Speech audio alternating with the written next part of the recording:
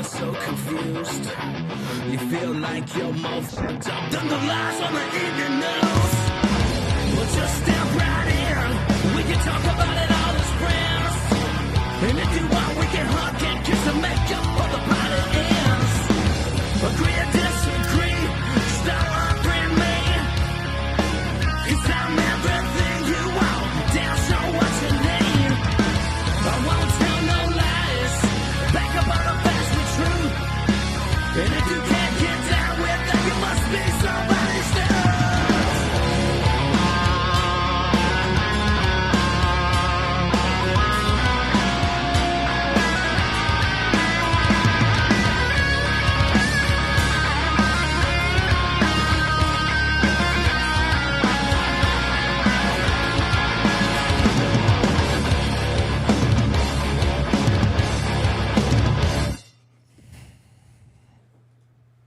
Hey, Hogs Twins here. Check out our friend Matthew Spirit at his podcast at the DUM Show and his website, don'tunfriendme.com.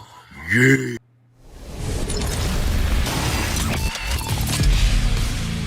Good morning, Don't Unfriend Me Nation. What are we? What's going on, Don't Unfriend Me? Tonight's show is brought to you by PFC Flags, Purcellville Flag Company in Virginia. They make great wooden flags. They're awesome. Check them out. Stop by pfcflags.com. Tell them the Don't Unfriend Me show sent you and get a cool flag. Welcome to the Don't Unfriend Me show. Good to have everybody here tonight. Olivia's in the house. Olivia. Good evening. Oh, I realize my Velcro makes me look like I've got some sort of do-rag going on here. Let's go ahead and We just... thought everything worked. What's wrong? It won't work when I push the button. You mean like that? Yeah, it didn't work for me. Well, maybe you don't know how to push the button. That's your job. That is my job.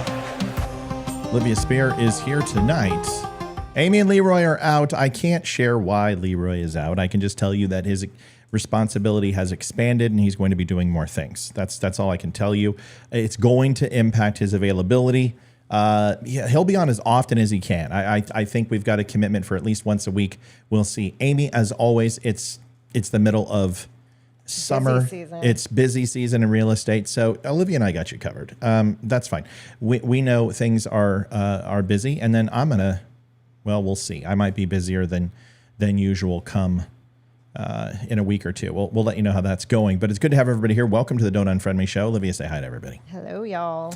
We're a few minutes early. Wanted to get on here and just kind of get it going because usually the introduction takes a little bit. We have some people who are perusing the site. People are very upset. They're very upset because I've stopped using the word leftists to describe certain things, and I'm starting to use Democrats and liberals. They're upset. And well, why are you singling out liberals? Well, because you're not doing it. I've sat here and called out January 6ers. I've called out the stolen election people. I've called out Trump upon occasion. I've called out the Republican Congress and how we're acting. Even though I'm a conservative, I've called out my party. So if I'm going to do it, why can't you? So yes, liberals are canceling and completely up in arms and saying things that are completely unfounded and untrue on Jason Aldean. And I'm tired of it. I'm just tired of it. It's liberals. So until you start calling out your own party, you know what? I'm going to single you out as a group, because if you don't do it, I'm going to do it. I'm done messing around with this. This is stupid. We're going to have to rip off the Band-Aid, because there's some dumb things that Republicans have done. I was against the Tea Party and the way that they were handled, Tea Party 2.0, after Ron Paul created the Tea Party, which was a great movement in libertarians, and then was hijacked by the Koch brothers. I've spoken out against the whole Republicans fear-mongering with Sharia law, just like Nazis and white supremacies taking over that the Democrats are doing. I've done those things. So I have no problem calling out Republicans. I just like to give liberals a hard time because, well, that's the playground that I live in. Like, I make my living pointing out particularly whatever administration is in office. And right now it's Democrats. And I called out Trump aplenty. I gave him credit as aplenty.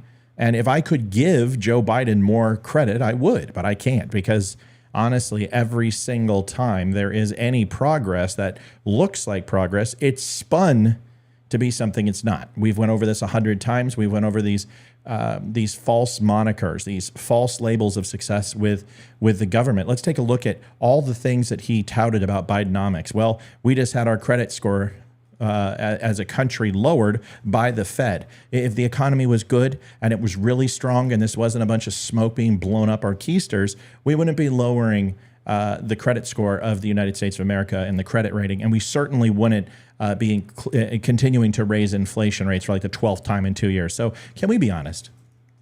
Can we just be honest? So tonight we're going to be honest. We're going to rip off the Band-Aid. We're going to get to it right away. It's good to see everybody here. We got a lot to cover. A lot's went down in Chinatown. I would like to try to get a few more people on because we are very, very early and the eager crowd is on. Let's say hi to people. Olivia, we got anything going on in Rumble Land? What's going on in Rumble Land? We actually, TJ's here, Michael's here, Lee's here. Lee shared out the link to Rumble. Thank you, Lee. But that's about it. Everyone just saying hi. Speak up. Can you hear me now? Now we can, but you tend to watch your screen while you're talking, and it's really hard to hear you. And I have to be very, very nice to you because according to some viewers, I treat you with disrespect. Jeez. Listen, this guy, what was his name? Squall White. Yeah, I'm sure he's watching. It wasn't there a movie called White Squall or there something was White like Squall. that? That's right. And that's the only thing I where can that think crazy kid who killed the dolphin in the show, and then Jeff Bridges is like something like that. Right, and like the first mate is like totally in love with Jeff Bridges, and he's totally gay for him, but they don't say it in the movie. Yeah. Yes, Captain. You want some baby oil and a back rub, Captain? Absolutely. I'll be your first mate. Yeah, White Squall. Yeah, that movie. Whatever. But anyway, White Squall. The Squall White came on, and he said that I tried to shoot my cat. Is that what he said? I tried to. You pointed the gun at the cat and tried to shoot the cat, and he disrespected me. And then he said I was a joke because I'm married to you. and then said. I disrespect you, and then he would never have me on his range. Folks, does everyone understand that I have a firearm right here at all times? Now, if I do this isn't improper gun safety, folks. You have to move your weapon at some point, right? So if you know it's clear, you know it's not chambered, you know it's safe. Now, if I start waving it around and pointing it around at everybody, that's totally uncalled for. But everyone doesn't seem to understand that Olivia is John F. Kennedy back and to the right. He was back and to the left. But she's way over there. And in no way, shape, or form was that ever pointed at the cat. It was literally, it fell over. It literally was this. Picked up, and then I went like that. Nothing on the trigger. So stupid. I've put more rounds down range than this guy probably has rubbed one out to the JCPenney catalog. But he says I wouldn't be allowed on his range. Okay, sure. Yeah, I'm not your range. You know what that means? It means that he goes to a range where nobody talks to him, and they're like, "Hey, Lee Harvey Oswald, why don't you go all the way down to Bay 12 and just don't bother anybody, please?" Glenn just said Olivia wouldn't let him shoot the cat. I'd probably choose the cat over you. So, dude, that cat is my best friend, and we were just every night. She waits by the bed. She will not get on it until I'm in bed, and I tell her to come up. she's amazing. She listens to my commands. She's an amazing cat, and it's called sometimes you do things for a show to build a personality. Does everyone think that Dan Bongino talks like Dan Bongino talks every minute of the day? Does everyone think Alex Jones does do that? But, there are personalities, and Olivia and I have a chemistry that we kind of mix on the show. And one of them is I'm a grumpy husband, and she's a barefoot and pregnant wife. And Papa. And makes pot pie.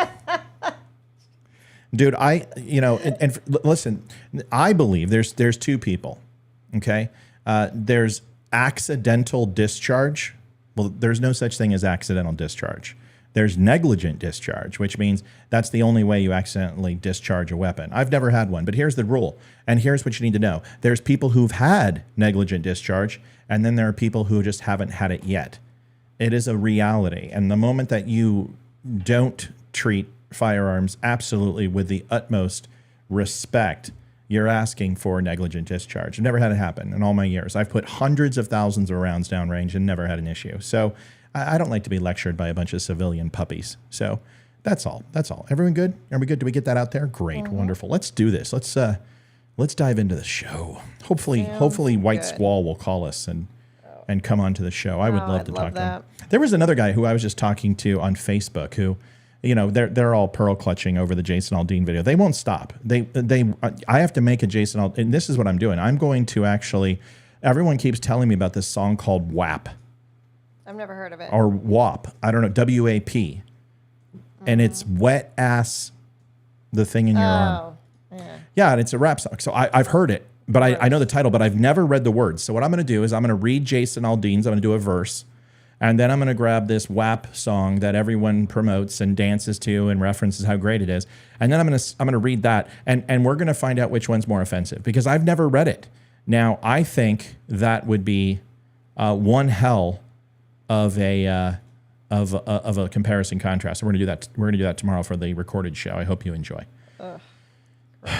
Yeah, well, I swear to, I'm not kidding. I have not read it, and I'm assuming I'm gonna have to bleep stuff out. But I'm gonna try. Pretty sure you're going to have to. I'm gonna do it with a straight face. I'm gonna try to. Good luck. Good luck. Every time you laugh, trying to make a straight face, you gotta take a shot. Yeah.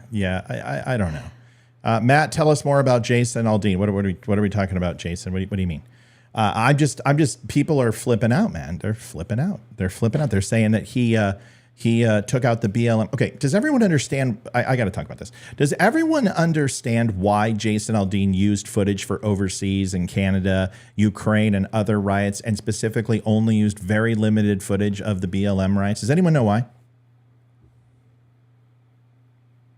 Liv? Why he had to take it out of his video? Yeah, no. Why he only used that footage to begin with. He only used 2 very short clips of actual BLM riots. Most of it was Ukraine riots. Because of copyright. Yeah, because of copyright. And the thing is that when you use somebody's likeness in a movie that makes royalties or a video or anything else, you have to get them to sign a release. And if you don't, you owe them money. So by using footage that's stock footage, you avoid any risk of that. And the second thing you avoid is anyone saying that this was specifically motivated for BLM or targeting BLM. There were more white people rioting in that video than black people. That is, in fact, most of the time you can't see anyone's color of their skin. So for people to say that this is a racially motivated video, you know what? If you're saying that the only people who riot are black people, then you're the frickin' racist. You're the racist, because there were plenty of white people throwing Molotov cocktails and throwing fireworks, and we know that. Antifa was involved in those groups. Not saying there's not black Antifa members, but trust me, it's mainly white freaking uppity people. Look at the 64 that were arrested in Atlanta. They were all white. Okay? So let's stop pretending that this was racially motivated. Jason Aldean is saying one simple thing. You bring that shit into our town and we're going to defend ourselves. Period, plain and simple. And you know what? I agree with them 120%. And my black neighbors, my Indian neighbor, my Korean neighbor will all agree with you. You bring that shit to our town and we're going to defend ourselves. That's all it's saying. And people are like, oh, so you support criminal, abuse and violence and battery. No, that's why we're telling you not to do it here. We don't support those things. But what you are going to find is that we do believe an eye for an eye. And we're not turn the other cheek type of people. If you have a problem with that, you think that's racist, that's your own fault. You also think the courthouse is racist. Guess what? Yes, 1940s, I believe, 46, there was some horrible atrocities done there. There was absolutely, if my understanding is correct, there was a young black boy lynched and hung. There were riots there where people were hurt and harmed. Of course, you can't go to anywhere in the United States without some oppression or atrocity that took place. I'm sorry. You can't go anywhere in the world. Every single civilized country in the world has had some sort of atrocity, and every piece of soil in America has had that, even certain sea lanes, for God's sakes. Olivia, go ahead. If they want to eradicate anything that has anything to do with slavery and oppression, they're just going to pretty much have to burn everything in the South. Yeah. I mean, everything's got to go, because I'm sorry that unfortunately it is a part of our history, but it's a part of our history, and we shouldn't forget about it. We should learn from it so we don't do it again. Right. And you're not here's the people who are like, well, we have to go ahead and shut this song down. Well, you're not shutting down Disney.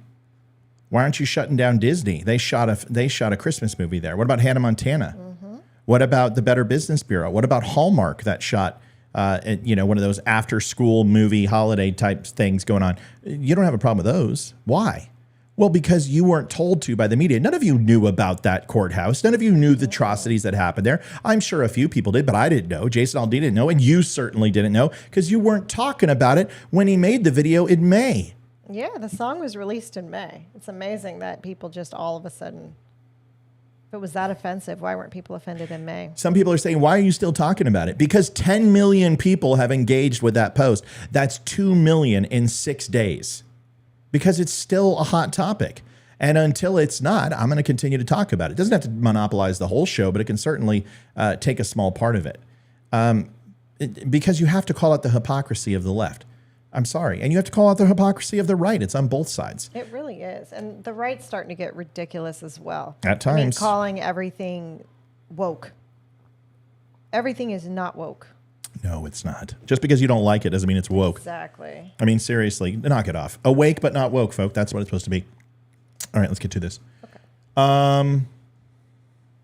By the way, you can get your try that in a small town shirt anytime you want. You can stop by the Unfriend Me show. We have sold a metric ton of these damn things, and I'm so proud of it. If you want to go get one, go get one. They're awesome. Okay. Matt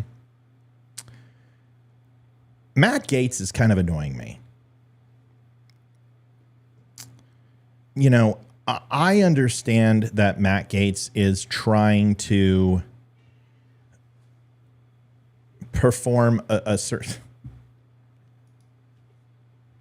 The cat is annoying. No, look at this. What?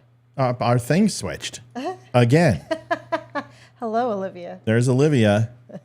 I don't know why he keeps doing this. So Matt Gaetz is trying to do something which I understand. He is trying to supposedly hold Republicans accountable. And I understand why he would do that. But he hasn't done anything. He literally has just taken the place of Lindsey Graham, who is a uniparty stooge. But this whole thing that we're seeing from Matt Gaetz is a lot of talk and no action. Now, I believe that he has every right to challenge his peers, and he has every right to challenge the left. But he's doing something now that makes me question him abusing the powers of his position in office. When it comes to subpoena power, Congress is allowed to subpoena members of the branches. And the reason why they're allowed to do that ultimately is to hold each other culpable and accountable. The House is responsible really for a lot of the power that happens in Washington as far as passing laws and writing laws. And they really handle the pocketbook and the funding of these laws. And their dollars ultimately really can destroy pieces of legislation. However, in the original Constitution, subpoena powers were not fully granted to the House outside of performing subpoenas on citizenry. And that was added later, of course, as an usurp power. I want you to be really clear. If any of you are subpoenaed by the House of Representatives or Congress, you can tell them to kiss between the barrels. Or you can just bend over and tell them to kiss your pucker in any way, shape, or form. They can't write you a parking ticket.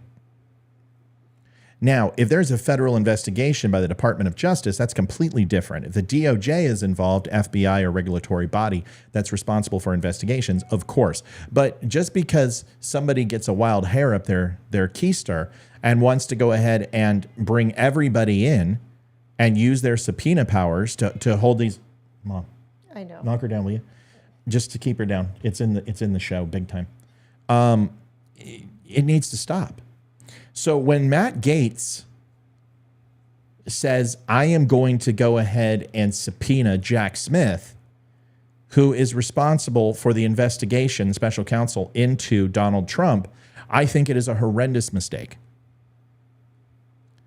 And I'm going to tell... He's just doing his job. I want to be careful there. Again, Jack Smith is a douche. But with that douche comes a certain level of responsibilities and anonymity that is absolutely crucial for the checks and balance of our government. Now, do I believe Jack Smith is politically motivated? For sure. Why do I think that? We're going to walk through it tonight. But I also think that just because he is that way, doing an investigation and polling him in front of Congress is a mistake because it's going to give more ammunition to the Democrats. Simply, listen, this January 6th indictment is a joke. Nothing is going to come of this. This falls under the freedom of speech. Freedom of speech. And you can sit here and say everything you want. And everyone knows I don't agree with Donald Trump when it comes to the stolen election. I don't. But he has every right to say that. And he has every right to question the election. Because I showed you a video that I did a year and a half ago where 206 Democrats in 2016 all the way up into 2022 talked about stolen elections and how they didn't trust the election. From John Kerry to Barack Obama, Joe Biden, Hillary Clinton, to Kamala Harris, Dianne Feinstein, Chuck Schumer, Nancy Pelosi, every single one of the squad, Stacey Abrams, Governor Whitmer. Every single Democrat has said that the election was stolen or it was taken from Hillary Clinton, and I've shown you the receipts. So if we're going to start doing this, then I want to make a simple correlation that if heads are going to roll because of political speech or protected speech, where politicians are stretching the truth and spinning, then every single person is going to get locked up. This is going to be the samurai extinction and the imperial Japanese emperor going after the samurai. There's going to be none left. I mean, people are going to be committing seppuku on the steps of Washington, D.C. The streets will run red. Let's stop pretending that this is actually going to happen. I want to show you Matt Gaetz. This is all kind of tied in together.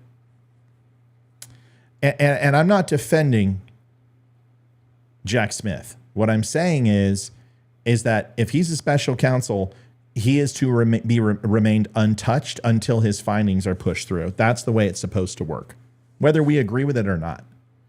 Whether we agree with it or not. But we're going to walk through the indictment tonight, and I'll show it to you. All right. Liv, are you ready? Yes. Outstanding. Thanks for letting me do my diatribe of information. What the heck just happened? Hold on. Here we go. Now, if Facebook would stop freezing, it'd be even Facebook better. is, I don't know why, it's not me, it's Facebook. I know. It's having some issues. So this is Matt Gaetz, and he was on, I don't know, and he's looking a little puffy. I hope he's okay. It's like he got some prednisone. He almost looks like I'm not trying to insult him, because I like Matt Gaetz, at times. But he looks like a Ken doll. You know? He does. He could have fit perfectly in the Barbie movie. He could have been one of the Kens. Yeah. So there's some people saying that, from my understanding, that Trump's attorney said he's going to litigate the election. That doesn't, fine. Who cares? This has nothing to do with the election. And it's going to get thrown out by the judge.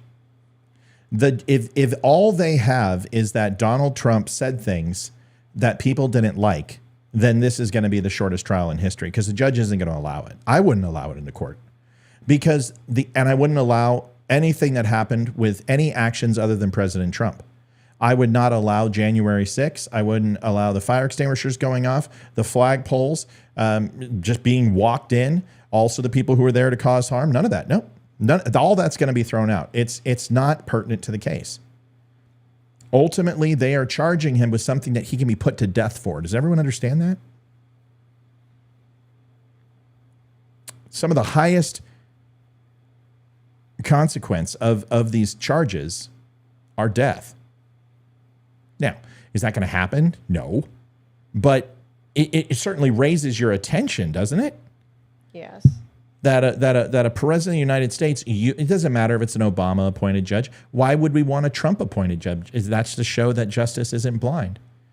I don't care who the judge is. I want a fair trial.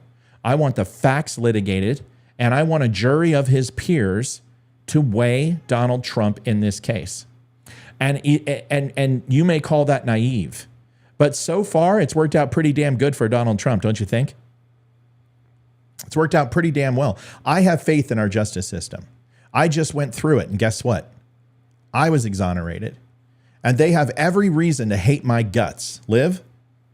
Yes. They do.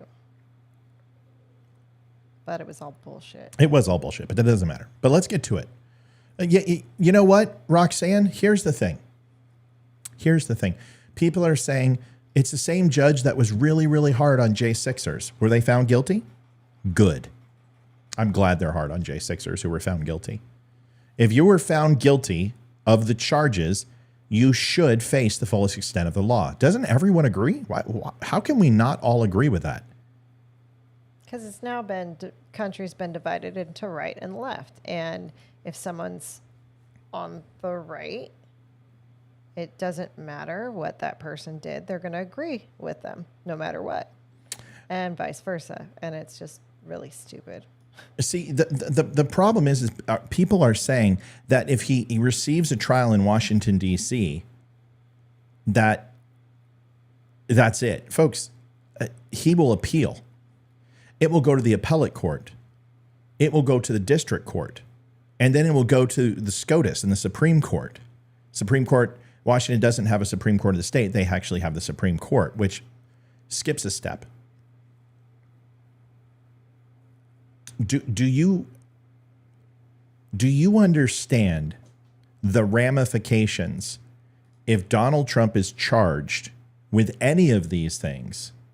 Now, obstruction is something that very well may take place because, once again, if some of the things that are being accused are true, well, then he's got some things to answer for as far as obstruction, and I can't defend him there. Trump gets hot. He makes choices. I don't know. I know from the National Archives, and he received a cease and desist, and he didn't follow it for a year. That's obstruction. I'm sorry. It's a federal document. You've been ordered. I don't care. Those documents are not the property of the President of the United States. They're the property of the American people. We have to look at the letter of the law. And there are a lot of things that Trump should have done better, but there are a whole lot of things that Trump didn't do. And we know this because they're just throwing indictment after indictment after him. And it's ridiculous. I've seen RICO cases for drug cartels that are less than this. For the love of God, Al Capone had less charges against him than Donald Trump. Are you kidding me? I'm on Trump's side to an extent. When it comes to the obstruction, I think he skirted the law, and I think he pushed some things, and he tried to flex his arms as president of the United States to get away with some things that normal people wouldn't, and I think you should be upset about that as much as anybody. And yes, I understand what they're doing. I understand. Now, if you want to go ahead and censure Donald Trump, I think that's something you should do. I think he should be censured. I absolutely think Congress should. Cat, Mom, please. Yep. I need the cat out of here. Like out of the room. Nope. We're not going to argue. Just out of the room. I need her out of the room. Gone. And I need our children. I can't stand. She won't stop. She's like literally biting my leg. She's been doing that to me. People, why I grabbed the gun. So if you want to censure him, you can go ahead and do that. Democrats could do that if they wanted to. And ultimately, all it is he gets a slap on the wrist and he has to admit he was wrong. I don't think that'll ever happen because you had your chance to censure him. You can't censure him posthumously. So this is all they got, right? This is the hopes. Georgia doesn't look that good with the conversation with Kemp. He never directly said, find the ballots, find the votes, and falsify. He didn't do that. He questioned and said, listen, I'm hearing a lot of things that you need to find those votes. If it's bad, if they're not legit, I need to know. And that is every president, every political, anyone who's run for office has done that. That's ridiculous. So they're not going to have shit with that. This is the one, January 6th. And honestly, the documents case, those are the two big ones. And the chances of this going anywhere are pretty slim to none. So let's watch this. We don't have to agree on everything, and that's fine. Some people disagree with me. Some people don't. Amber says 53 on Facebook. There's a hell of a lot more than 53 on Facebook, Amber. Yeah, I don't know what you're talking about. There's a crap ton more than 53 people on. Anyway, so let's get into this. Let's watch this because it's important, right? We want to watch this, and then I'll give you my opinion on the whole thing. But if you expect me just to be like, oh my gosh, I hate Jack Smith and he needs to be removed, or gosh, Donald Trump is the worst president, it's not going to happen. I'm going to try to be as fair and impartial as I can. I think Jack Smith is absolutely politically motivated. But I also believe that messing with the special counsel is a really dangerous and stupid thing to do. All right? So let's go ahead and get on here.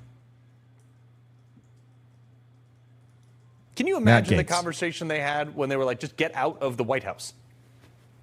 Yeah, let's hope that Joe Biden doesn't find his way onto a bicycle anywhere. The question isn't what Joe Biden's doing. We already have observed that. The real question is, what will House Republicans do? And Carl, I want to discuss that. First, House Republicans should immediately demand that Jack Smith present himself for a transcribed interview before the Judiciary Committee in the next 15 days. Why? Okay, that's what I want to know. Why? Why should Jack Smith? Okay, does everyone understand how an indictment works? Let's go through it. Who doesn't understand how an indictment works? Raise your hand. Okay, Olivia doesn't understand. Is there anybody else who doesn't understand how an indictment works? Okay, let's assume a lot of people. Okay, so let's do it. An indictment is nothing in the sense that it's prosecutorial evidence. The prosecution presents evidence to a grand jury of people. It is then sealed, it is secret, and it's autonomous from any form of media or open notes or any visitors or anything else. And the reason why a grand jury is done in that way is for secrecy and anonymity, that the person involved in that grand jury, in that indictment, has information or actions that could impede the investigation to a detriment. So they seal it and keep it completely quiet. So it's not like being charged with something. No, not even close. Okay. It's only showing you that you have enough to move forward with charges, and then you set a date for a hearing, preliminary hearing, discovery. Prosecution and defense meet, they have a conversation, they go in front of the judge, they say, yes, we have enough to go forward, or no, we have a plea agreement. And then ultimately you start doing jury selection, and then you have a trial. Indictments are supposed to be completely autonomous and secret, but we know that they have leaks all the time. And this is one thing that Donald Trump's defense needs to do, is the constant leaks coming out of Jack Smith's office. And that stuff needs to stop. It's coming from somewhere. But Jack Smith isn't bringing these charges up. Do you understand that? He is simply presenting the evidence as it is found. He catalogs it. He uses investigators to go ahead and collect it and disseminate that to the grand jury. The grand jury decides the overall value of that evidence and if there is enough to move forward with criminal proceedings. So when people are like, Jack Smith is charging Donald Trump, blah, blah, okay, slow down. Jack Smith is most certainly collecting the evidence in a prosecutorial way, and his only design is to prosecute Trump because that's his job. He's not there to defend Trump. He's not there to be justice. He's not there to put the blindfolds on. He's there to build the biggest case he can against Donald Trump. And then the grand jury decides and moves forward. That's the way this works. You may not like that, but then you don't necessarily agree with what happened with Kenneth Starr either, with Bill Clinton. Or you're frustrated with the Mueller investigation. Or the Durham investigation. I mean, we can go on and on and on, but you can't sit here and say, well, I agree with Durham and I agree with Kenneth Starr, but I don't agree with this guy. Come on. No matter what, grand juries feel really sneaky because all of a sudden there's nothing and then there's a whole bunch of something. So. I don't even understand why they have to have an indictment. Why not just say? I just said that. I know. I just. Well, let me tell you why. I thought I made it clear, but let me make it clearer. Clearer. Okay. So say you're going to go ahead and you don't have enough evidence, but you're going to charge the president of the United States with conspiracy, with inciting violence, with trying to overturn an election, and obstruction. And you get a warrant, and you have a judge sign it, and you arrest him, and you throw him in prison, and you charge him. Okay? Mm-hmm. And what happens if it's thrown out?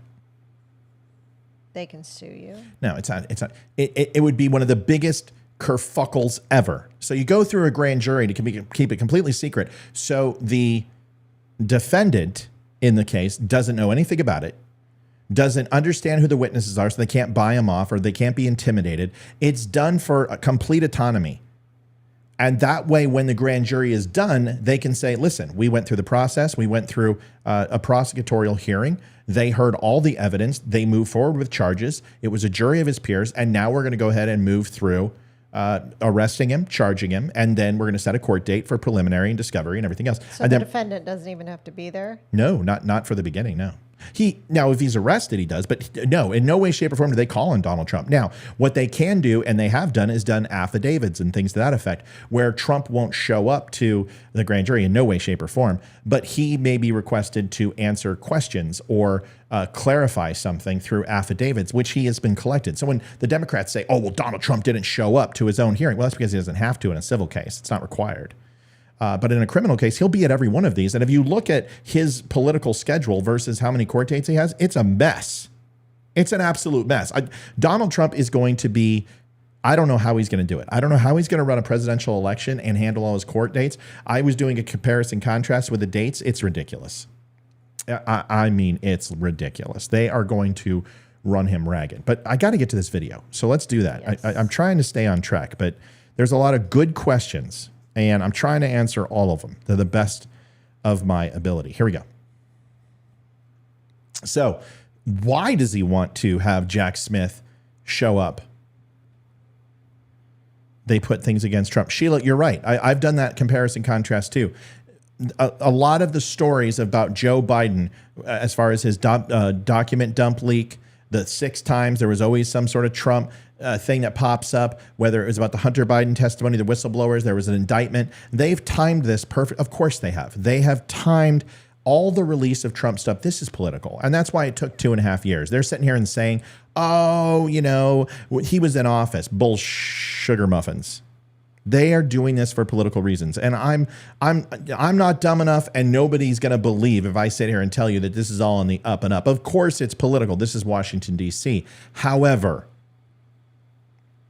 that's the news cycle. And every single administration does it. I'm not saying it's right. Here. Does not do that. We should send a subpoena. If he ignores the subpoena, we should hold him in criminal contempt of the Congress so that he is the first prosecutor in American history to be prosecuting a case while himself under criminal contempt. It's the dumbest thing ever. Why? Matt Gaetz is a joke.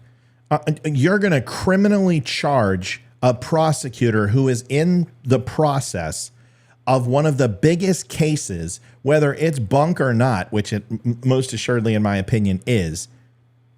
And you're going to impede that and criminally charge him for something you know he's not going to show up for. He has no obligation to show up for. And then you're going to go ahead and criminally charge him. Matt Gaetz is a clown. They have absolutely no power to do that. They can criminally charge him all they want. Because we know this is true. When Hillary Clinton had the boys from Colorado, Denver, from the Bleach Bit shop, and they subpoenaed them, they all gave them the fingered salute, and none of them showed up, and none of those guys are in prison. It's a joke. Congress has no power to throw you in jail because you won't testify. That is crap.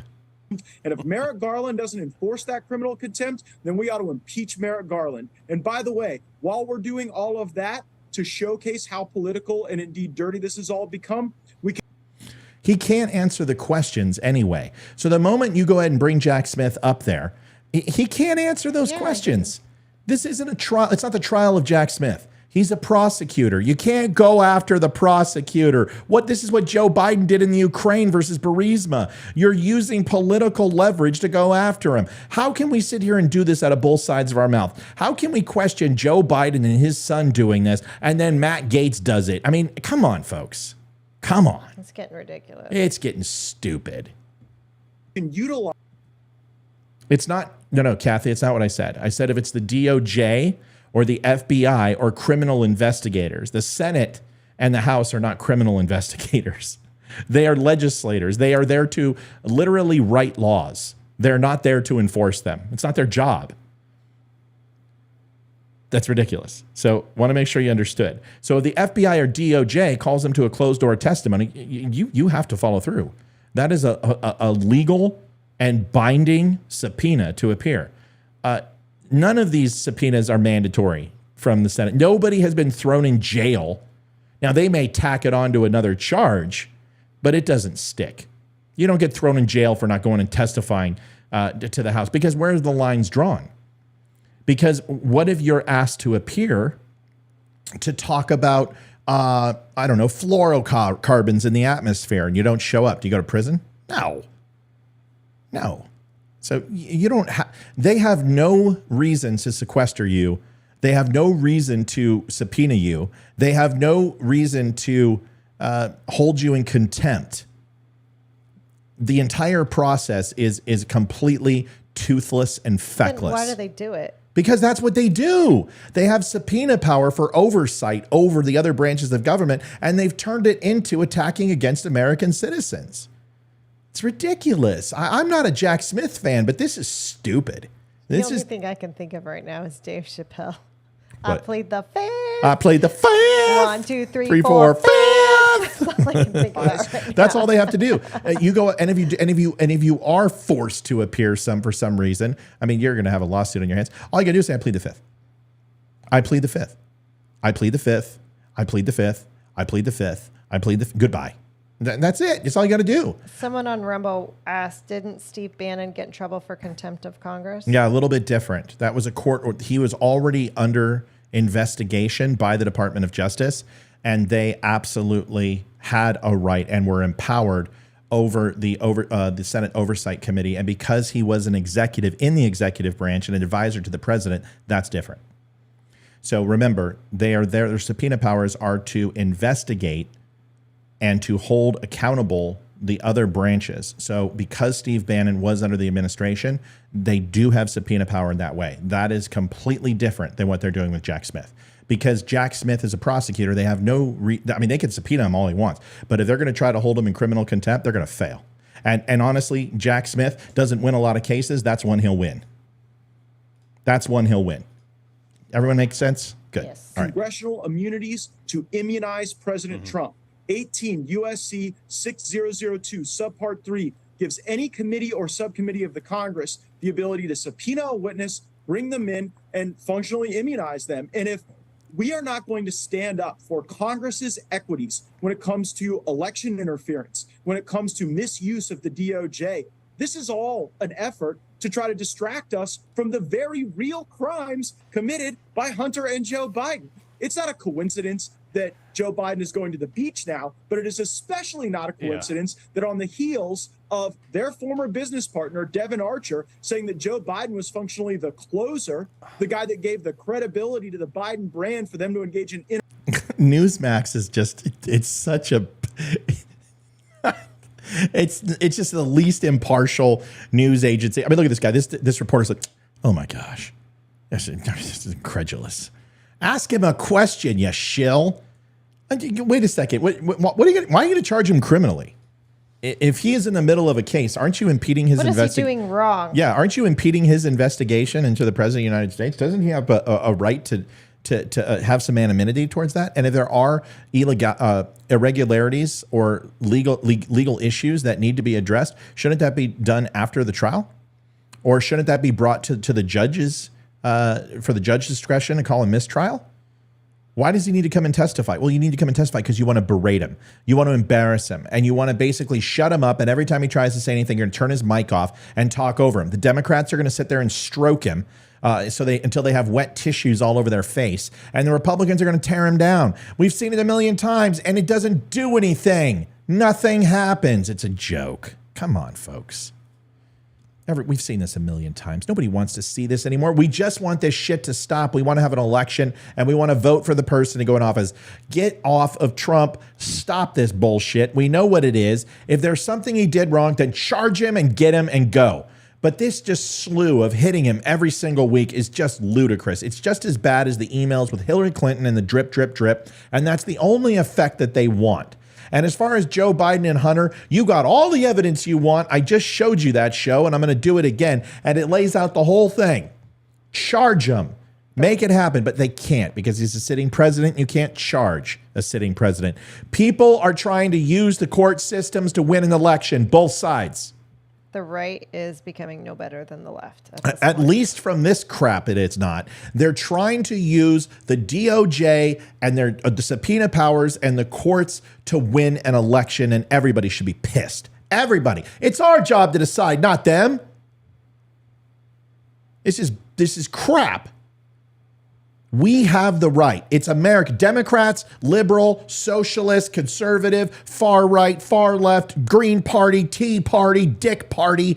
I don't care. It's American citizens. They don't get to decide who the president is.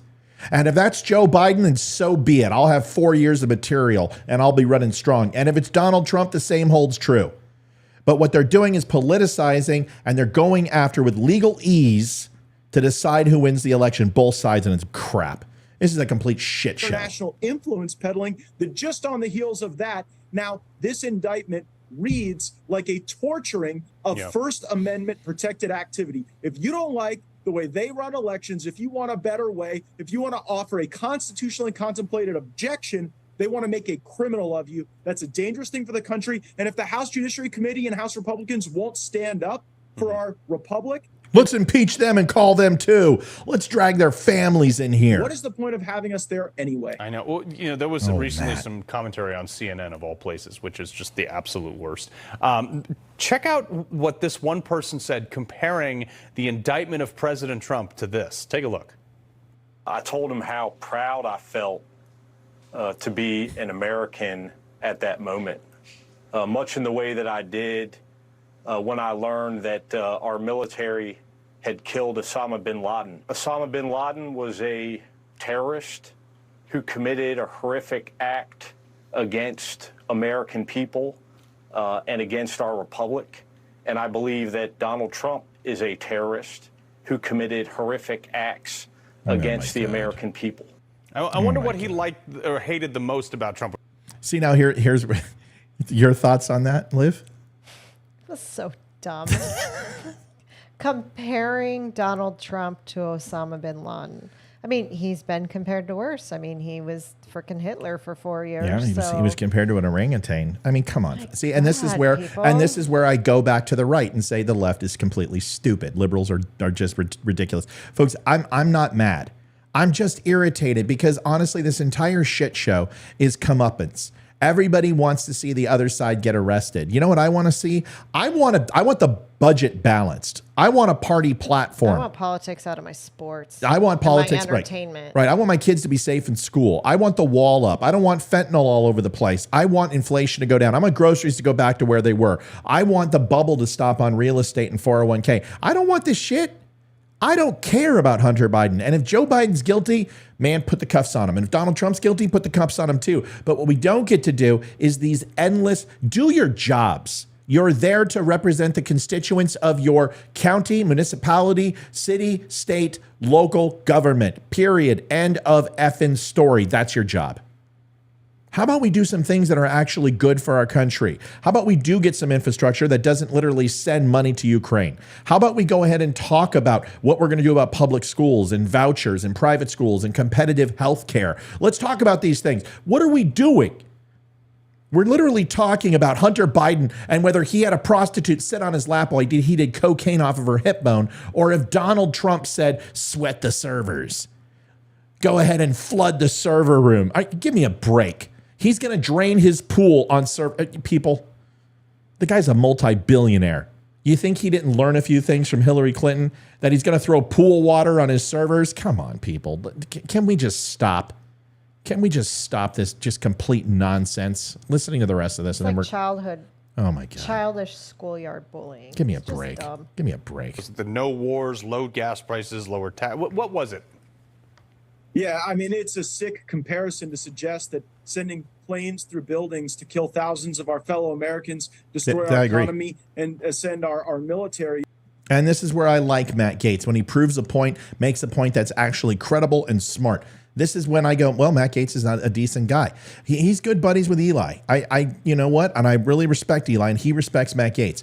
But seriously, some of the things he says are just really stupid. And then this redeems himself. It's a great consternation over the attack on the Pentagon, that is somehow analogous to saying that we ought to have an objection and have people peacefully and patriotically protesting. I mean, there were people who had permits outside the Capitol for a peaceful demonstration, like we see, frankly, many days at the Capitol. And the fact that barriers were taken down and it was a confusing riot-like situation is obviously not something to celebrate, but it's also not something that puts any criminal culpability on President Trump. We don't need Jack Smith to tell us what happened on January 6th. We watched President Trump say that people should be peaceful and patriotic and have their voices heard. And by the way, not for nothing, Carl, but no Republican has been sworn in president of the United States absent some Democrat objection to the electors since George Herbert Walker Bush.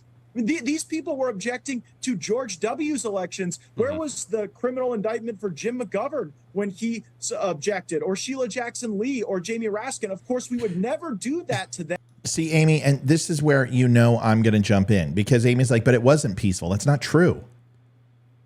It was a multifaceted day. There were 57,000 plus who most assuredly were peaceful, who listened to Donald Trump and then popped smoke and went home. That was completely peaceful and within the confines of the law. There was another group of about 3,000, got out of hand, started climbing on stuff, climbing walls, going inside, waving things around they shouldn't have, getting rowdy, setting off fire extinguishers, destroying public property, misdemeanor type shit that wasn't cool. Some were let in. Yes, we know this. Some were let in. Some forced they were in. Some tore down barricades. Some didn't. Some were given guided tours. Some of the guards walked away. Some walked away from their posts. Some stood firm and got stomped. We know what happened. We know. And then there was one other group, about 150 on the stairs, that were there to cause harm to people past that door. And there was a barricade and it was barred and closed. I've already put this on. I'm not going to do it again. I've already seen the video. I've shown you video you've never seen before. And people are like, oh my God, Matt, I've never seen that. If somebody would have shown that on the news, I would completely change my opinion about how scary and the words that were said and how violent that was, because it was. 3 different things happened that day. What Trump was responsible for was the 57,000 and nobody else. Nobody else. Martin Luther King talked about marching on Washington. Nobody threw him in jail. Maxine Waters talked about getting in their faith and breath to month. Nobody put her in jail. They instigated and incited the shooting at the softball game, Bernie Sanders supporter. They didn't throw Bernie Sanders in jail. Come on, folks. Can we please just stop? Donald Trump is not responsible for January 6th. He is responsible for spreading and peddling bullshit. And he should be held accountable for it. And I've said it all along. The stolen election stuff, it was absolutely irresponsible. It made a mockery of our system. It absolutely 100% should not have been vetted on the national stage. And you definitely got people up in arms who believed with everything in their soul that the election was stolen. And they acted on it. And he did that from the national stage on a national account. And I'm telling you, I think it was a bad choice. I think it was poor judgment, and I think it was stupid. But should he go to jail for that? No, because it's freedom of speech. And people have said a lot worse and done a lot worse. I don't appreciate Donald Trump's viewpoint on the election, and I think honestly that he's still beating that drum shows that he can't let shit go. Just like the vaccine. He's still promoting it, by the way, even though there are plenty of things that need to be focused on. Roxanne, I'm not justifying the way that January 6 people have been treated with habeas corpus and due process with their 4th and 5th Amendment rights. I'm not saying that. I understand what you're saying, but I'm talking about the most criminal element of that whole thing where Ashley Babbitt was shot. Those people were most assuredly going in to cause harm. As far as other people who instigated and plotted and got involved, I have to trust the courts. I don't know what to say. Either we trust the court system or we don't. Either we obey the law or we don't. Either we're for law and order or we don't. I'm not going to litigate the election. I've done it for 2.5 years. I'm done. You know my opinion. We're never going to agree. You have no evidence. I've begged you to come on the show and show me. So until you do, we're not going to talk about that. Because I've done it. I've done it. And not one person has ever come on and said, here's the evidence. You don't have any. You have supposition and conjecture. Affidavits were thrown out. Cases were thrown out. Eyewitnesses were thrown out. Testimony, speculative. All of it. Well, they didn't hear the court. Of course they didn't hear did a trial on it because there wasn't enough to go forward. 3,000 affidavits were thrown out. Over 61 cases were thrown out. These were federally appointed Trump judges, folks. Come on, enough. I'm not doing this again. I'm not doing this again. Because There's Matt Gaetz. There's also another video I want to show you. If you want to call in and have that conversation, we can have that conversation. Here's the link. Call in. You want to yell at me? Tell me I'm stupid. Tell me I'm dumb. You want to tell Olivia she's that way? You should. Tell her. All right. This video is from a liberal who stormed in one of Matt Gaetz. So it says Matt Gaetz is full of hot air in one of the videos, and it says, so is this doll. Oh, boy. Because this just complete dweeb storms in on Matt Gaetz' speech, and here it is. Make way! What are you doing? Matt Gaetz, I got you the underage girl. I got you the underage girl. I don't know the video showing. Oh, shit. Yeah, I just wanted to listen to it. No, I'm kidding. Hold on. I always do that. I'm sorry. You should be. I am. I'm very sorry. You should be more prepared. I know. What's wrong with you? I'm mental. Make way! What are you doing? Matt Gaetz, Matt I Gaetz got is you the what are you doing? Because he sees some titty blow-up doll coming at him at 80 miles. Well, this guy's horribly out of shape. It's like 5 miles an hour. underage girl. I got you the underage girl. This guy's a real Matt Gaetz goes, so this guy's a real piece of shit. You can have her. Yeah. You can have her.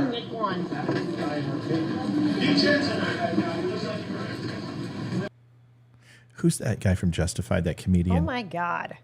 Who's that? Wow. Who's that guy from the comedian from Justified, who's in like season 4? Who fat and he's in the high school room and he knows him and he's the sheriff. What's his name? I just read something about him the other day too. He's totally liberal. He looks just like this guy. Come on, Liv. Whatever. So this is this guy. Who controls property here? Do you know? Look at this guy. He's gonna have a heart attack. Find out who controls the property here, please. Whoever controls the property, Can I have my doll back? Stop. He needs his entertainment for that night. Way! Can I have my doll back? Listen, I mean, obviously the guy's a clown, and Oh my gosh! anybody that's that freaking it's kind of that was totally worth the video. It's kind of funny. I mean, it's funny, but oh my god, what's the name of the guy? I'm looking it up right now. A comedian. I know who. Patton Oswalt. Yep, that one. So he looks like Patton Oswalt, Yep. like Patton Oswalt before like 15 lines of cocaine and a couple of bourbon, allegedly. Here's the thing. Everyone says Matt Gaetz slept with underage girls. It's in retaliation for the same thing with Eric Swalwell sleeping with a Chinese spy. Listen to me. I want everyone for just a quick second to close your eyes.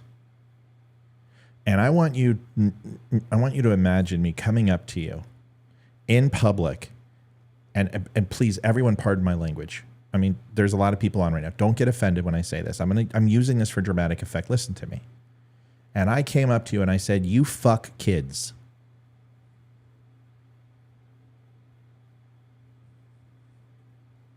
Or I say, "You murder Jews."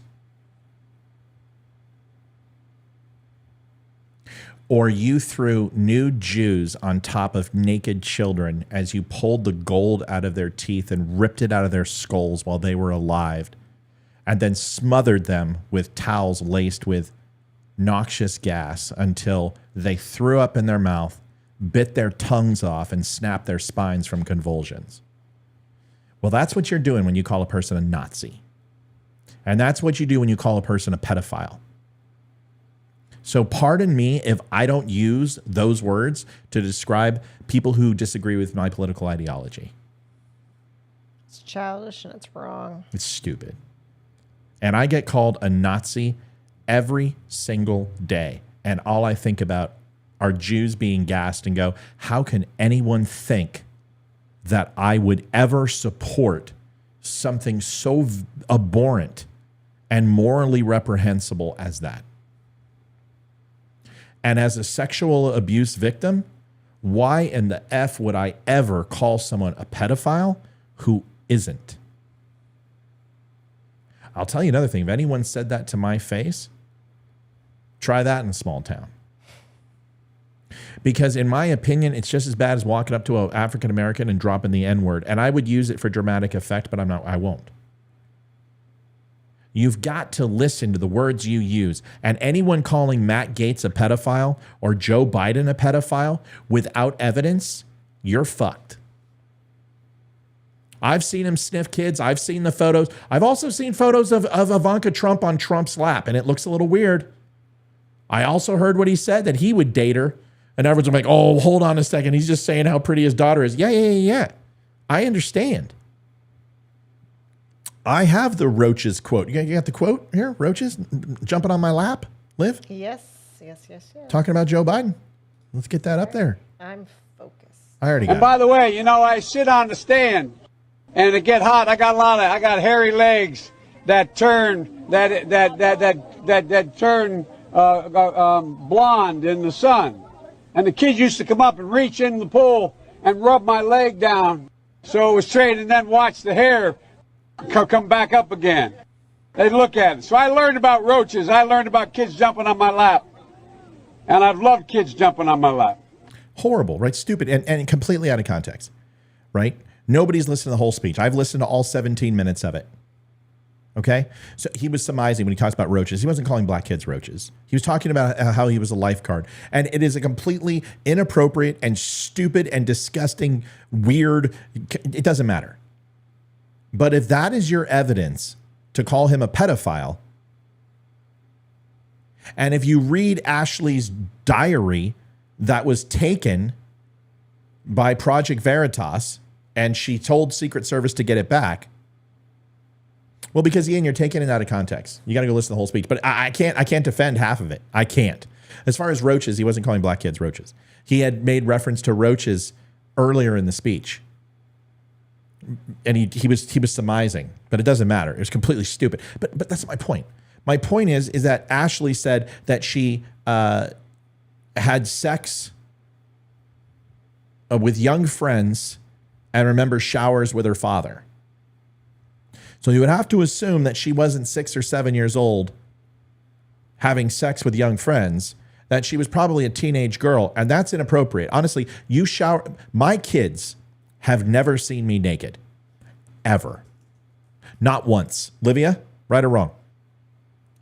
Right. I think when Hayden was an infant, we took her into the shower to give her a shower because it was easier at that point. But yeah, I've never been naked. I wore shorts. I remember the time I took a bath with Hayden, and she was 3, and I wore shorts. I said I will never be naked with a child. I will never no against myself. No, Nick. Jeez, whatever, dude. You won't even come on. What did Nick say? Oh, Nick's. It's just the trolls. Your dumbass show, but they won't come on because they don't have the stones. They don't have any guts. So they just snipe from afar like little children. It's what they do. They don't know what else to say, but because they're not intellectually equipped. They don't know what to say. They don't know how to combat anything. They don't know what they're mad at. They're just mad at somebody, so they just project. There's the link to the show if you want to come on, Nikki. Come on, Nikki. Hey, Megan. Come on. Megan's Megan Raymond's here. What I've always told our son, be Megan. impeccable with your words. Yes, Megan. Yes, ma'am. Yes, ma'am. Like she would know you. Oh, Nick, you don't even have the stones. Not even a real man. What's he saying? He's just a putz. I'm not going to do the trolls. He just doesn't have any courage. I can look at it. He doesn't even have a profile pic, which means that he doesn't like himself very much. Doesn't like what he looks like. Or he just opened the profile and he's one of No. This is definitely, he doesn't like what he looks like. He purposely picked a sunset pic. Mentally, it's showing that his life is almost over. He's old. The sun is setting down. This is all symbolism. It's all symmetry. He knows this. He knows. He doesn't have the stones. Listen, it's almost over for you, Nick. You might as well call in. I mean, just one more breath. One more into the breach, dear friends. I mean, have some courage for once in your life. Come on, Nikki. Come on, Nikki. We want to have you on. If he doesn't call, ban him. See? That's why you get banned. Is you have a chance. You have a voice. I'm giving you a voice, and you're too scared. Come on, buddy. Call in. Tell me why I'm dumb. Show me why I'm dumb. Put me down. All right. Let's get to the last part. He won't call in. He won't call in. Tucker and Archer. This one's important. I want to watch this. This is Tucker Carlson and Devin Archer. Can I be honest? I actually like Devin Archer. Matt Jensen, Fed boy. Who's a Fed boy? Matt? I don't know, man. You're rocking the skinny up on your military. Boy, B-O-I. No, I don't know if he's talking about me. Is he talking about me? Somebody tell me. I don't know. Is he reply? No, it's not a reply to anyone. Just Fed boy. Yeah, whatever, dude. You look more like a Fed than I do, bro. I'm just curious about the boy. Is it right along up there with Skater Boy? It's just one of those little insults like soy boy. Look at this guy. Blue tie, fake leather jacket, $99, members only. Come on, Matt. I hope you're not talking about... If you aren't talking about me, I feel horrible for making fun of you. I better stop.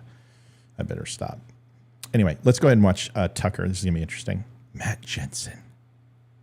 Oh, he's talking about Nick. Shit. See? God darn it. I love your jacket, Matt. Your jacket's awesome. I'm sorry, bro. I didn't mean to jump your shit. So from now on, I don't know something, we need to ask qualifying questions and wait for the answer before Matt, we say anything. Matt, I owe you a shirt. I didn't mean to tear you off on you. I actually like your jacket. It's actually not fake. It's a nice looking jacket. I like your tie too. It's a power tie. It's blue. It's bold. It shows I'm not afraid to wear Democrat colors. I apologize, Matt. And you don't look like a Fed. You just look like a very well-groomed young man. Very handsome. I'm sorry. He's walking it back. I'm walking that shit. I can't see comments. I don't know if you're talking. That's why what you need to do is you need to ask a question and say, hey, where was my support? Matt's like, lots laugh. I was like, AF.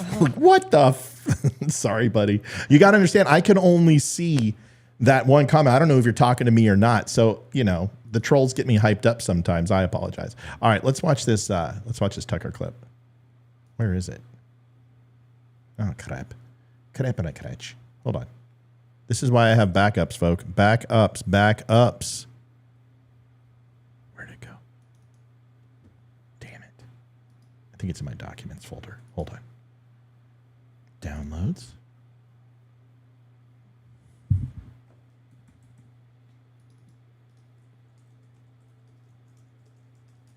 Well, what do you mean an unknown error occurred?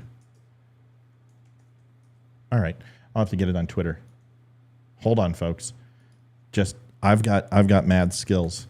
Honey, turn the AC, would you? Yes. Like low? Yes. We should always do that in here. It gets so hot with these lights. Archer. It's on. Turn it lower. 72. Or lower. Hunter Biden in a bunch of different businesses. Let's go lower. What were the skills? First of all, I got to say, Tucker's set is awesome. Is Nick gone? Nick is gone. Why is Nick gone? Did we ban him because he didn't come on? What a putz. He's a yutz. It's not his fault. All right. So this is Tucker Carlson, obviously, and Devin Archer.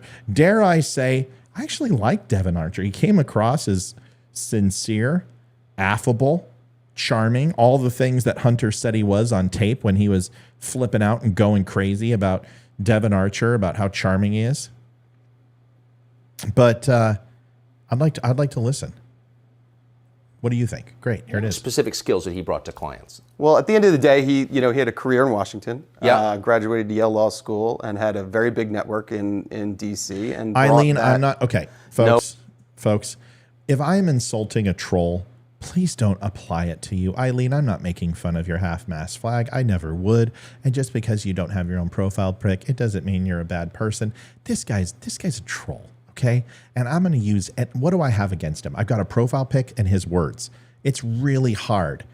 So I've got to grasp at straws, and I'm very good at it. But please don't put your own head mixed with the straw, and then clutch pearls and be like, why is Matt saying that? So Eileen, I love your pick. I think it's fantastic. Don't ever change. Be you. Okay, everybody, come on now. Know-how and understanding of DC, and ultimately the Biden brand. The know-how. So as far as I could tell, he wasn't doing legal work. I mean, he was in the counsel's office at Burisma, right? No. So the network and the Biden brand sounds like the kind of key component of absolutely what he was bringing. Yep. Do you think that he would have been in those businesses, not having a business background, without his father being in a government position? Tucker's on Twitter, by the way. Colleen. It's hard to speculate in those regards. I mean, Yeah. I think when we initially met and he talked about his advisory business, his business that needed to transition from lobbying to advisory, and the interest in private equity, it seemed, it seemed like a new and interesting network for us to expand our business. Whether he could have, been in that position, it's hard for me to speculate. But Right. obviously, the brand of Biden, adds a lot of power when your dad's the vice president. For sure. And there was a time, maybe 10 years ago, when private equity, maybe like AI now, was just one of those terms people were throwing out, I'm in private equity. Right. But the mechanics, having done it, coming from a business background yourself, are kind of complex. Are they not? Absolutely. Absolutely. Yeah. No, it's a complex business. Takes years of training. But again, the initial idea around the business that they were going to provide, For the people who are now comparing all their AC bills and how much they set their temperature at in their home, folks, it's about 110 degrees in this room. We've got 2 parabolic lights they cook Olivia and I. And we've got 2 Mac computers, full big screen, full panel board, about 12 other lights in this room. It gets hot. And we have to close it because of the cat. And we have to close it. And when it's open, it's no big deal, but we have one little vent on the floor. So it gets like 110 degrees in here. It's horrible. So, and I just got done with a huge run, and I don't feel like to be a sloppy, sweaty mess. Okay. So we're going to put it at 72. the government We usually keep it at what, 74? Yeah. We like it nice and chilly. site and an additional network to raise capital and then, deal with regulatory issues that you might have at the corporate level. Right. Regulatory issues. Exactly. Okay, so that would be more his area. Right, that would be his space. Right. But did he have a sophisticated understanding of regulation, do you think? I think that he led a team that had a sophisticated... Okay, because I lived in Washington a long time, around a lot of regulation. Also, a very complex area. Absolutely, absolutely. I think you got to be an expert in knowing the guy, and he was the guy that was the expert in knowing the guy. He was an expert in... He's a charming guy, right? I mean, am I wrong, or Liv? I like his dimples. I've always liked dimples. Okay, I didn't ask you if he was hot. I don't think he's hot at all. He just looks like somebody. I don't know who he looks like. Looks like Gary Zolak grown up. Okay. He looks a little like A-Rod. Alex Rodriguez? A little like. Okay, you're done. No, you're drunk. Who was the guy Time he out. knew? What are you drinking over there? He knew a lot of people, but obviously there was some familiar, some... No, he looks like one of the guys from Lord of the Rings. But not Legolas and that, but one of the day traders. I'll think of his brother, his father, some of his father's siblings. So he knew a lot of people. And obviously I know you're pointing to, the father being the key relationship. No, I'm just trying to get a sense of... Washington's not a money town. Right. People aren't in business in Washington for the most part, and most people don't have business skills that I've noticed in 30 years of living there. So really the business of Washington is selling access. That's what it looked like to me. Yes. Not just under Biden, but I think that's one of the core misconceptions. I mean, it seems like when understanding a regulatory environment means selling access at the end of the day. That's how I... Hey, I have a dimple from my missing cheekbone that was cut out of my face from a military accident. Does that count? That's my one dimple. No, interpret it. And I think whatever. Now I have dimple inferiority complex. That's how most people in Wall Street, whether they admit it or not. Megan says, I see the A-Rod thing. Just like when we were on the Nerd Fat podcast, you always agreed with Olivia, even when she's wrong. Of course she does. Come on, Megan. Megan loves me. Whatever. It's just, God, freaking vagina sisters always stick together. Interpret it. Yeah. So we've got a complex business that intersects with government. We need a guy who knows it. Right. How do I, deal with getting a guy a visa that needs to come over for a business deal? Okay, I see the A-Rod thing now. Only in his eyes and like right here. Yeah, it's I see it. I see it. You're right. You're right. I see. Someone thinks you're handsome. Well, of course she does. Of course she does. And a lot of even the guys feel that way. It's okay. Just embrace it, man. We'll just little Barry Manilow, a back rub, some baby oil, and I could be gay. Just let me know. It's okay. Right. Call our lobbyist that knows the guy in DHS or used to work in DHS, or in Customs and Border Patrol or the people at the embassy and state. They might be able to help. So there are very like tactical elements that are regulatory and compliance and governance that you have to go through, and you got to know the guy that worked at the old agency that now has the lobbying firm that can go back to the agency and get things put to the front of the line. So the reason I'm asking this is because it's not to give the Biden's opinion. Amber's like, too much information. Judy says Ken doll. Hardly. Yeah, but I see Ken doll. when people... He looks like a Baldwin. Yeah, he does. He looks like Steven. Lori, no, I'm not going to. This is a talk show. You know what, Lori? We'll just be done with Tucker. How about that? Lori, this is a talk show. What did Lori say? Lori wants to see Tucker. Lori, you can go over to Twitter and watch Tucker all you want. We try to add a little bit of ad lib and have some fun here. I'm not going to stop. I'm not going to. This was. This isn't live, so go find it somewhere. Yeah, I'm sorry. That's just rude. You know what? It's a talk show. And then I understand there's too much talking in this talk show. Well, all they're doing is talking. So if you want to listen to Tucker, go to Twitter. I'm not Tucker's agent. I'm not getting any royalties People say, off of this. well, there's some question about whether Hunter was trading on his father's name. If you live in Washington, that's the whole city right there. Right. I think you know the answer to that. At the end of the day, he had the best advantage to do that because of where he was. And, we thought that when we went into business, this was a great opportunity for us. So I get it. And you're not the only one who did that. Right. There were a lot of Hunter businesses. Biden's not the only son of a famous government official who's done this, right? At all. But I just wonder, when you hear people say, well, it's kind of an open question. Right. About why they hired Hunter Biden. That's pretty disingenuous, no? Right. I think at the end of it, so when you look at there are people that maybe were, sons or relatives or brother-in-laws of other high-ranking officials, but I think what we ran into and with what Hunter ran into was almost like an Icarus issue. So he got it was too close to the sun. It was too good to be true, and the connections were too close and the scrutiny too much. Yes. And it ended up destroying, it left a wake of a lot of destruction in business over a number of years. If the guy's educated in Greek mythology and Odyssey and Homer, you got to give him some props, referencing Kid Icarus, which a lot of people don't know, or Paper's son. So he seems like a smart guy. He doesn't really come off as greasy and he doesn't come off like Hunter, who's just complete cheese. So how many, it's been reported and you have said that there were occasions when Joe Biden would call in with clients present on a speakerphone. Right. How many times do you think that happened? I mean, over a 10-year partnership, I would, the number I'm going with is 20. That's probably the amount that I kind of record. Yeah, a lot, you could say. So Joe Biden, who's very much a product of Washington, of course must have known that he was calling in to effectively a business meeting that his son was having. I mean, he must have understood that was kind of what his son was selling. Well, that's hard for me to speculate on that. But I guess my question, just to keep it to the facts, Joe Biden, then the sitting vice president, knew that there were Hunter's business associates in the room. Yeah, I think I can definitively say at particular dinners or meetings, he knew there were business. I'll give him, dude. He's either a very good liar or he's telling the truth, because I have watched this guy. I pulled some old comparison videos. I only watched the first 30 seconds. I didn't get that deep into this, but if you watch too much, you'll convince yourself of things that aren't there. And he's not showing a lot of deception. He's fairly relaxed. He's a little nervous, surprisingly enough. You can't tell, but his hand position, his ankle position, he's certainly not guarded. He's leaning forward. He's not going to the creative cortex. He doesn't have any involuntary eye movement.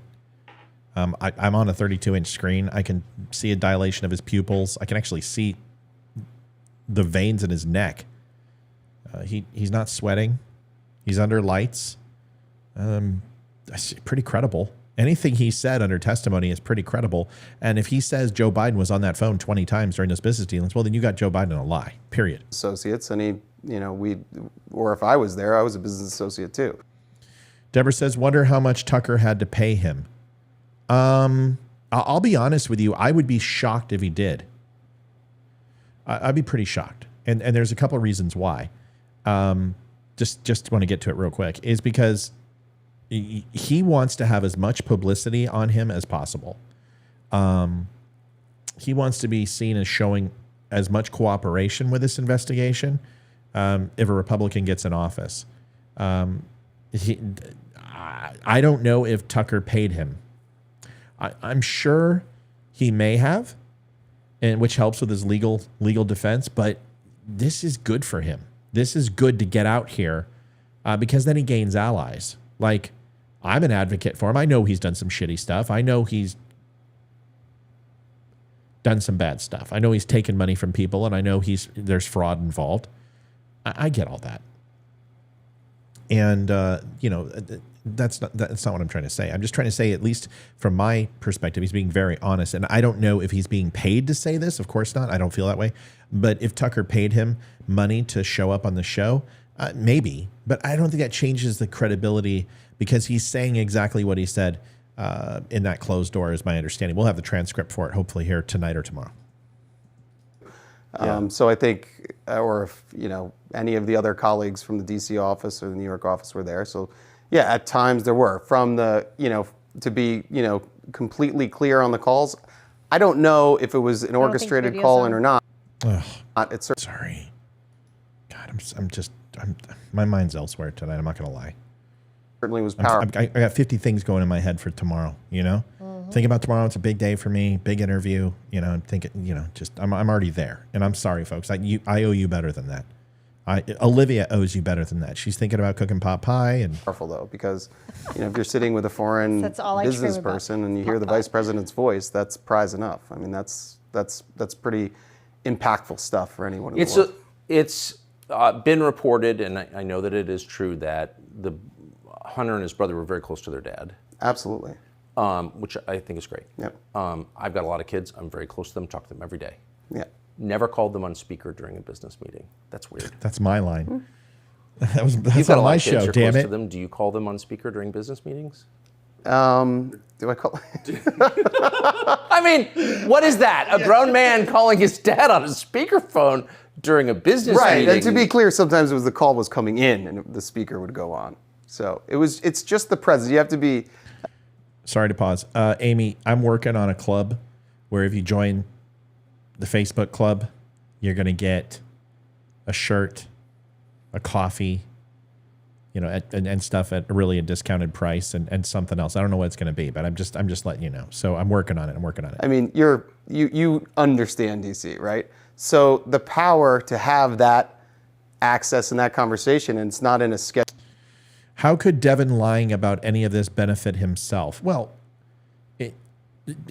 you're putting your money on, the Bidens aren't going to back him up because he already rolled on Hunter. So this puts you in positive light by going on Tucker with Republicans. It makes him look affable, likable. You immediately want to blame Hunter and his dad. You don't necessarily want to blame this guy. You're like, this guy's a venture capitalist or, whatever. He's just a self-made guy and he got caught up with some wrong people. That's my point. It does help him, especially if a Republican goes into office. And if you think that a senator or a state legislature working, through back channels to talk to judges that they used to clerk for or speak in front of or prosecute or defend in front of, you can't lay a simple line in their ear of, hey, this guy deserves a little bit of leniency. He's been very cooperative with us. It happens all the time. You trade ponies. That's what happens. Scheduled conference call, and it's a part of your family. That's like the pinnacle of power in DC. 100%. I guess I'm pivoting against the lie that I'm hearing people tell with a straight face. Congressman Goldman, for example, that we don't really know what was going on. Really? You're taking a call from the vice president and you put it on speaker. It's not just, hey, Dad, I'm in a meeting with some buddies. Right. It's let me put my dad, the vice president, on speaker. Yeah. Yep. In the rear view, it's an abuse of soft power, I'd say. An abuse of soft power. Interesting. When did you meet Joe Biden? Joe Biden, I met the first. Yes, he was convicted of fraud, and it's pending his jail sentence. He's going to go spend some time in prison for sure. I'm probably at the 2000 convention. I think it was in L.A. and then Boston was 2000. The rest of this is that's pretty much the meat and potatoes of it.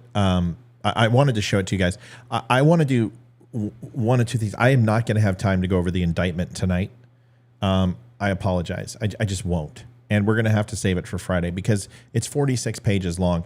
But I want to play a clip of Rush Limbaugh and what he had to say about Donald Trump and the indictment. And I think it's important. And his kind of prediction on one of his last shows. It's really insightful. Listen to this. I know they desperately want Trump gone, and I know that they desperately want it codified, that Trump cannot run again, because make no mistake, they remain scared to death of you, and they remain scared to death of Trump. Trump, 75 million, 80 million votes. And I'm going to tell you, you're not going anywhere. Even if Trump does, you're not. They can't separate you from Trump. And more importantly, they can't separate you from the ideas. They can't separate you from MAGA. They can't separate you from Make America Great Again, which I think remains one of our big campaign strengths going forward. They believe that they can destroy this bond that exists between you and Trump if they somehow make Trump look bad, make Trump look like a reprobate, embarrass you about Trump. They can't do it because you came before Trump. Who was he talking about or to? He's talking to his audience in regards to the investigations and how they were going to attempt to take Trump down through legalese and go after him that way. I'm going to wrap up the show with a video. Now, I promise you this, folks. I'm going to go through the indictment. Nothing's going to happen between now and then, okay? So everybody just relax. I don't want you saying, "Oh, you know, I'm not going to get information." You will. I'm going to bring this on Friday, the Friday night show. And that will be let's see. Yeah, the indictment and then Jack Smith's comments, and I'll put it on that show for sure.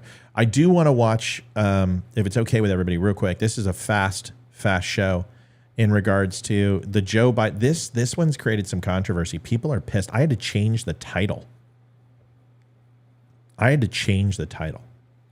Because I put it up there. Joe Biden, Hunter Biden, no evidence, cough, or whatever, making a joke that there wasn't enough evidence to go after them.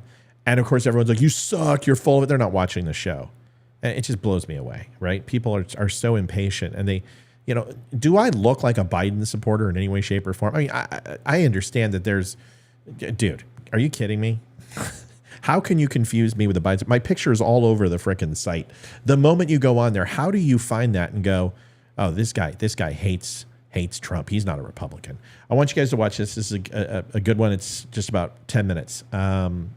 And this breaks down. And this is based upon, Dan Bongino had a list of things that he mentioned. I added some things from the Archer interview and kind of put it together. And this is the amalgamation of what we got. Hope you guys like this. It's a good one. Here you go. Good morning, Don't Unfriend Me Nation, episode 508, I believe. We've got some bad news. Joe Biden, Hunter Biden, it's not going to happen. Amy saw it. It was horrible. I mean, people were so pissed, thought, "Oh, there's plenty of evidence, you liar, you rhino, you Democrat stooge." And I'm just sitting there going, "Did you watch the video?" And then they watch it. And a couple of people are like, "Oh my God, I feel so stupid." But most people just pop smoke. And it's ridiculous. I know you're upset. I know you're frustrated. You were looking at the Devin Archer testimony. You're like, "Wow, this guy's canceled 3 times. There's got to be something big." Of course. They're dropping this information,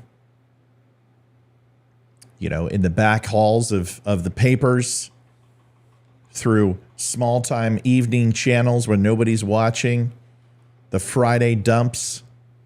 This has to be huge, but alas, no. Democrats got away with it, folks. What do you want me to tell you? There's not enough evidence. There's not enough evidence to hold Hunter or Joe accountable to these made-up atrocities. We know it's fake. Come on, it's fake. It's got to be fake. It can't be real. There's no way. The Democrats said so. By the way, Matthew Spear, host of Don't Unfriend Me. I know you're frustrated. Don't get mad at me. It's not my fault. I didn't do anything. I mean, we could take a look at all the things that the Democrats wanted. I mean, they wanted a slew of evidence, right? Just even one piece of exculpatory evidence, and we couldn't find it. We don't have anything like it. I mean, they asked for paper trails, don't you remember? We want a paper trail. We want to see the statements. But all we have are bank records, and they're all digital, so we can't possibly find a way to turn those into paper. So that's not going to work. Remember when they asked for signs of impropriety through the red flag systems that really track all these transactions to see if there's anything fishy or nefarious going on, but all we have are numerous suspicious activity reports to show them. But I think those are digital as well, so that doesn't matter. I mean, we could look at the wire transfers, but it's transferred over the wire, so there's no paper there. We can look at the private bank transactions, but since it's private, I guess we can't print those out either. How about the LLCs? Well, they're dummy corporations. They're not real, so therefore they're fake, so that doesn't count. We could look at texts. No, texts are actually done on devices and phones. Emails. We could... No. Emails don't count either. They're not on paper. Darn it. If only there was a program that allowed us to print things. Control V, Control C. No. I always thought there was a shortcut to print to my printer. But I guess not.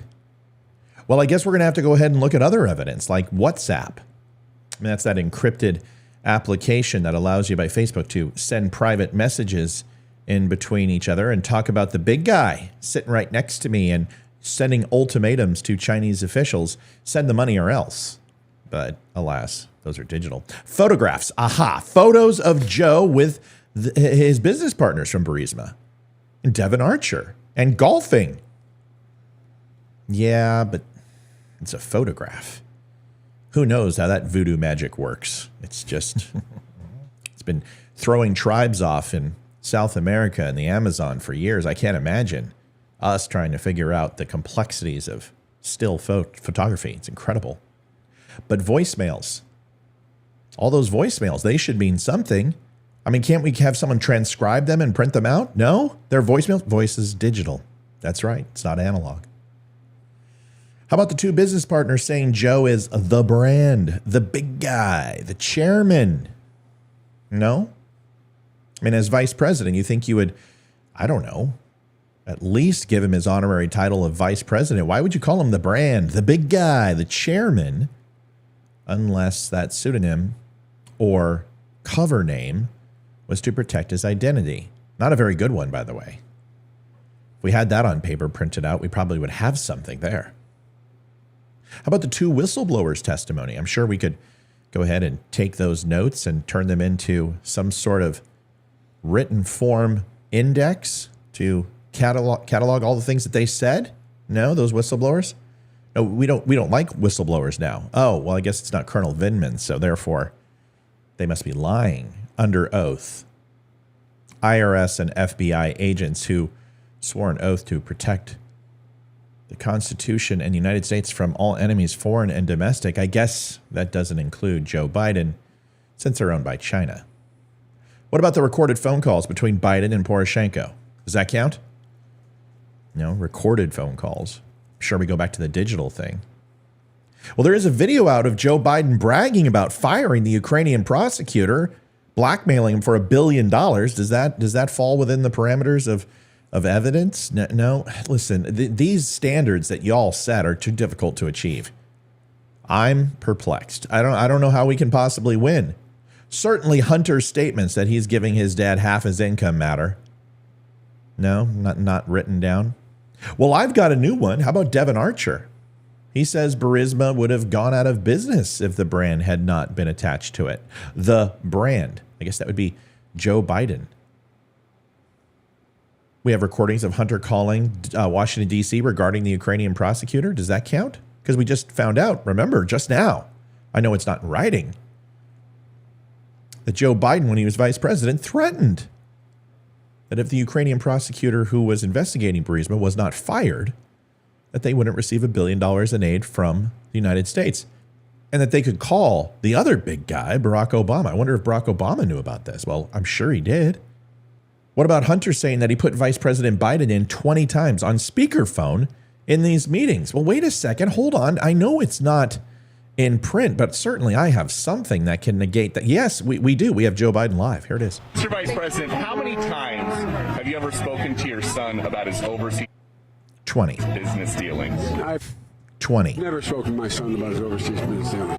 0. Well, wait a second. I wonder how the Democrats are going to spin this. I'm sure they don't have it on paper, so that's going to be really easy. Let's listen to what's said here. Well, I don't think that's what he said. No, that's what he said. We just heard him. Should we play it back for the court?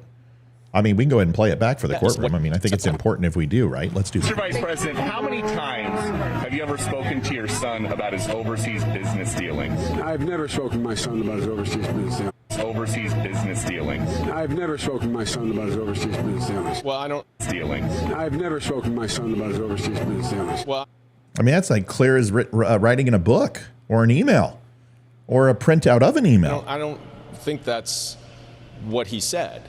That's never what he said. that he has never spoken to anyone. Yeah, yes, he did. You should no, okay, all right. We've heard it enough. Fine. He said that he had nothing to do with Hunter Biden's business dealings. No, that's not what he said. That's the narrative that you all have changed as you send KJP up there last week to go ahead and say that for the first time in 3 years. But that doesn't mean it's the same thing. He absolutely has denied it unequivocally plenty of times. If he says hello to someone that he sees his son with, is he supposed to say, "Hi, son"? Oh, no, I'm not going to say hello to the other people at the table. No, you probably would, but you know what? I've been in executive management. I've been a vice president, regional manager for multi-billion-dollar corporations. And you know what I never did? During an executive board meeting, I never all of a sudden said, "Excuse me, 1 second, I'm going to bring my father into the conversation." Never happened. Not once. And if I did, why would I be bringing him? Mine was recorded before Tucker. I just want everyone to know that Tucker stole my shit. No, he didn't. Obviously, because he had some insight or influence to the situation, and I would bring him in for that reason. So that doesn't really hold water. And neither does Joe, for that matter. Or the other people on the phone. It's kind of a preposterous premise to think that a father should not say hello to people. Say that 3 times real fast. Preposterous premise, preposterous premise, preposterous premise, pontificating profusely. Holy moly. This guy's a cunning linguist. The son is at dinner with, and that is literally all the evidence is. Literally. Literally, it's not, because I've walked you through the whole thing. Would you be surprised to know that I might have a few more? Well, then the vice president had coffee with Chinese executives tied to Hunter. We know that. And Biden was referred to as "my guy" by Hunter several times, bringing it all back together in one beautiful, complicated loop. But alas, there's no evidence that Joe Biden was ever involved in anything nefarious. In fact, if they had this amount of evidence, this plethora of evidence against Donald Trump, maybe they could actually get a conviction for once against Donald Trump. But remember, people saying things of, "I don't remember, I don't know where I was, I went ahead and said a different story to multiple people," is good enough to get you charged with sexual assault, or at least in a civil court, but no conviction in a criminal court. And the reason why is because what's good for the goose isn't necessarily good for the gander. Joe Biden is innocent, folks. Why? Because the Democrats decree. And, of course, Donald Trump is guilty as all sin and should be thrown in jail for the rest of his life on innuendo, supposition, and conjecture. Why? Well, because he's the orange Nazi orangutan and he's bad. And Joe Biden is the best president we've ever had. And that rhymed. And I'm a poet. And I didn't know it. Thanks for watching the Don't Unfriend Me Show. We'll be back tomorrow. All right, everybody, listen, thanks. Olivia and I are going to cut out for tonight. Friday, we will be back. We're going to go ahead and do the indictment at that time. We also are going to have a special guest on as well, who was a creator of Punisher and also wrote for the comics, who was canceled by the left in regards to his new comic book, which was focused on American patriotism. Figured it'd be a good show to have. We've been trying to get him on for the last few weeks. So I've got to get that drawn up, and we'll have that. And then also we're going to try to do a game show. So get yourself ready. We used to do it all the time, which is red versus blue. I'm going to try to bring it back. I don't even have the graphics. I got to make that on Friday. We'll probably give away some shirts or some fun stuff, or Olivia's bra or something. And I'll make sure to sign it. You'll make sure to sign it. There's not enough room. So we'll... Not nice. Oh. Come on, man. Oh, jeez. I'm sorry. You okay? Fantastic. All right. So anyway, Trump answered for me. Yeah, we're going to try to get red versus blue back, and we'll square off, and we'll have two people face off from the DUM Nation. So I got a lot to do tomorrow. I'll have a show later in the afternoon because I'm busy in the morning. So God bless. Olivia, say bye-bye. Night, y'all. See you guys later. We go out like we always do with the Veteran Crisis Hotline. Please do me a favor. If you are a veteran, you need help, reach out to the Veteran Crisis Hotline. Good night, everybody. See you tomorrow with a recorded show and back on Friday. See ya. Night.